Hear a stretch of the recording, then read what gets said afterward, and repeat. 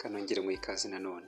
Kurya chocolate birwanya umubyibuho ukabije no kwibagirwa vuba. Ubushakashatsi bushya bwerekana ko kurya chocolat yo mu bwoko bwa theobromine bifasha mu kugabanya umubyibuho ndetse bikanarwanya indwara y'ubwonko yo kwibagirwa.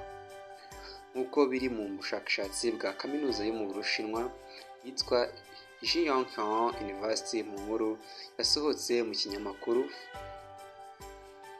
yasanze muri chocolate ifite intungamubiri zigiye zitandukanye zishobora gufasha umuntu. Muri theobromine basanzemo coco bean igabanya umuvuduko w'amaraso, basanga ko kandi ifitemo kurwanya kubyimbirwa ndetse akarusho kayo ifite ubushobozi bwo kurwanya indwara ifata ubwonko ya kwibagirwa vuba, kandi ifasha mu kugabanya umubyibuho ndetse inatanga umunezero mu bwonko, aho irinda umuntu uyiriye guhura n'indwara y'agahinda gakabije uzwi nka depression.